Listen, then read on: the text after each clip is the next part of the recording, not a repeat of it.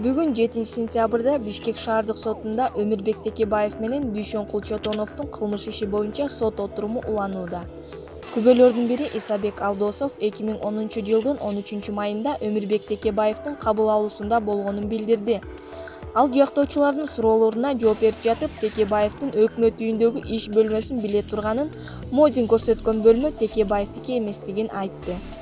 Андан соң Текебаев прокурорлорго кайрылып, күбөлөрдөн жөндүү жана жумшак суроо берип, жооп алгыла, эмнеге кетесиңер деди.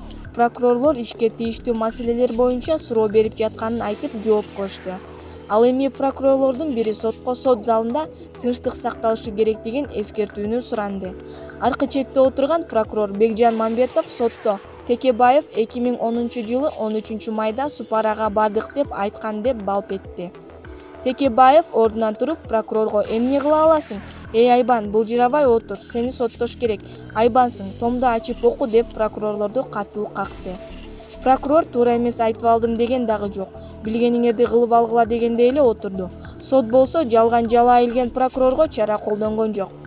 Эскерте кетсек, 16 августта 1-май райондук сотунун судьясы Айбек Эрнис уулу соттолуучуларды 8 жылга эркинден ажыратып, мүлкүн мамлекетке чегерүү жана бошотулгандан кийин 3 жыл мамлекеттик кызматта иштебөө тууралуу чечим кабыл алган.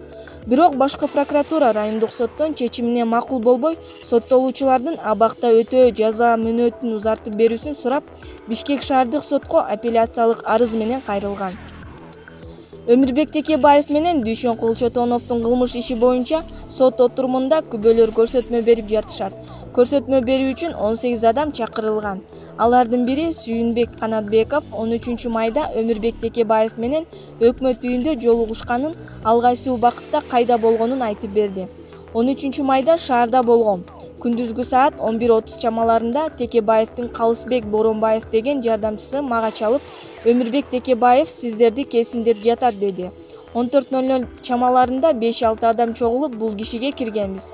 Бизди күтүп турган экен. Дароо бизге түштүктө коомдук абал курчуп жатат деп айтып жатканда эле кабыл алуусуна телефон чалып, Роза Отунбаева чакырып жатат деп айтышты. Текебаев азыр келем, Отунбаева чакырып жатат деп чыгып кетти. Бирок 3 саатта жок болуп кетти. Отунбаева чукул жайын өткөрүп, ошол жерде болдум деп келди. Бизге эртең чогулгула, Жалал Абад облустук администрациясынын Бакиевдин адамдары басып алыптыр. Асылбек Текебаевге жардам бергиле. Мамлекетке кайтарышыбыз керек деди. Эртеси 70-80 адам өкмөт үйүнө чогулдук. Текебаев 9-да келип биз менен жолугушту. Ал жерде 12-ге чейин болуп, андан кийин тарап кеткенбиз деди Канатбеков. Ал эми Дүйшөн Кулчотоновдун 13-майда өкмөт үйүнөн көргөн эместигин билдирди.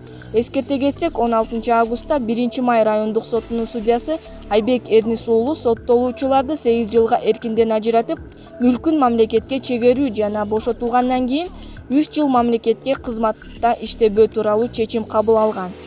Бирок башкы прокуратура райондук сотунун чечимине макул болбой, соттолуучулардын абакта өтөө жаза мөөнөтүн узартып берүүсүн сурап, Бишкек шаардык сотко апелляциялык арыз менен кайрылган.